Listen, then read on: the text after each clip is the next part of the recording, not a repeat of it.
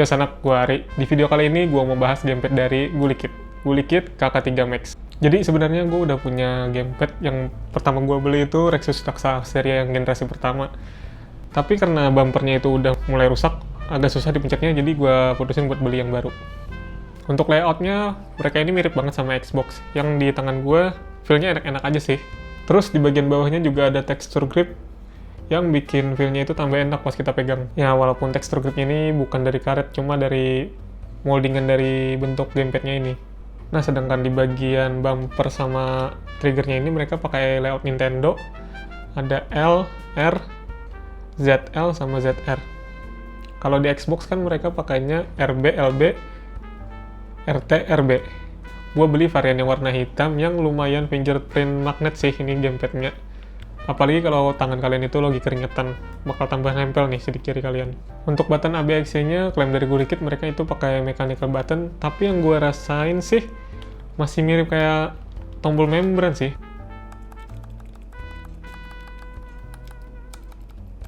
Di bagian belakangnya ada 4 back button tambahan yang bisa kalian pakai dan custom sesuka kalian. Bisa mau yang bentuknya pedal atau bentuknya yang kayak trigger kayak gini. Back buttonnya ini bisa kita lepas sesuka kita, mau kita pasang 4-4-nya, cuma 3, cuma 2, atau cuma 1. Ya terserah kalian lah. Ini nilai plus juga sih buat gamepad ini. Dan posisi mau kalian pasang yang pedal ataupun kayak trigger gini, posisi mencetnya itu enak banget. Bisa dikatakan lumayan ergonomis ya mencetnya. Terus tombol ABXC ini bisa kalian swap jadi layout Nintendo, jadi BAYX kalau kalian mainnya di Nintendo. Buat analognya sendiri udah Hall effect yang circulatory error-nya udah 0% dan pergerakannya udah smooth banget. Ada LED indikator juga yang bisa kita custom modenya. Selain bisa di custom, LED-nya ini jadi indikator settingan tertentu di gamepadnya yang nanti bakal gue bahas juga. Ke bagian trigger yang pastinya udah Hall effect, resistensinya udah pas, nggak terlalu berat juga nggak terlalu ringan. Ada texture grip juga di bagian triggernya yang bikin jari kita pas megang triggernya itu jadi nggak licin. Triggernya udah pasti bisa kalian atur, mau digital kalau kalian main game kompetitif, ataupun analog yang paling cocok kalau main game racing. Tombol di padnya bentuknya yang plus kayak gini, kalau bisa diganti juga sih ke bentuk yang bulat, ini jadi nilai plus banget sih. Buat polling rate-nya, klaim dari Gulikit itu ada di 1000 Hz, tapi yang gua tes, mau kabel ataupun dongle, polling rate rata-ratanya itu ada di 800 Hz. Sedangkan untuk latensi rata-ratanya itu ada di 1,18 milisecond. Dalam boxnya kita udah dapat spare button buat bisa gonta-ganti mau layout Xbox ataupun Nintendo. 4 back button yang bisa kita copot sama pasang. Dapat kabel Type-C, dongle 2,4 GHz, sama button puller buat nyabut tombol ABXC-nya. Buat indikator baterai cuma ada di LED lambang Gulikitnya ini. Kalau putih udah kedap-kedip berarti baterainya itu udah low. Kalau pas kita charge, lampunya jadi orange, dan kalau udah full, lampunya itu jadi warna hijau. Buat koneksinya udah triple connection, udah bisa dongle 2,4 GHz, Bluetooth, sama wire. Bisa connect ke PC, Android, iOS, dan Nintendo. Tombol di depan bagian kanan itu buat on sama off. Tekan 2 kali buat ganti, mau connect ke PC, Android, iOS, atau Nintendo. Dan tombol depan yang sebelah kiri itu buat pairing. Nah, pas pertama kali pairing pakai dongle 2,4 GHz-nya, kalian harus tekan tombol yang ada di bagian dongle-nya pas connect pertama kali. Untuk selanjutnya kalian tinggal nyalain aja gamepadnya dan udah connect otomatis. Ada fitur gyroscope juga di gamepadnya ini yang gue cobain di game Apex doang sih. Soalnya gue hampir nggak pernah pakai fitur gyroscope buat main game.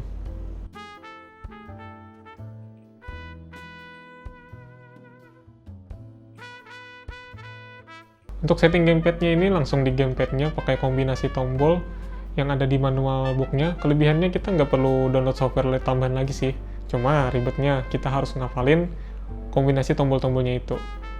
Ya kalau lupa tinggal lihat manual booknya aja sih. Untuk kalibrasi gyronya, kalian taruh dulu gamepadnya di permukaan datar, terus tekan plus, minus di pad kiri, dan tombol A. Ada juga fitur motion aim assist untuk game FPS yang gue coba hampir nggak bisa gue bedain sih perbedaannya kalau lagi on motion aim assist-nya.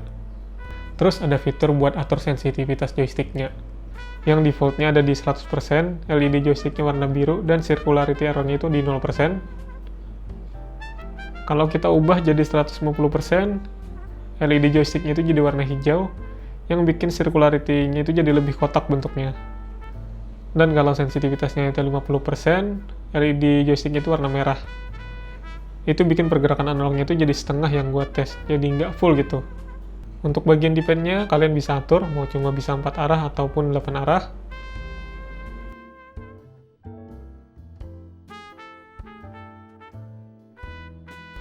Turbo button, sensitivitas vibration-nya juga bisa diatur kalau mau weak, strong, ataupun dimatiin sekalian vibration-nya. Mode vibration-nya juga bisa diatur, ada 3 mode.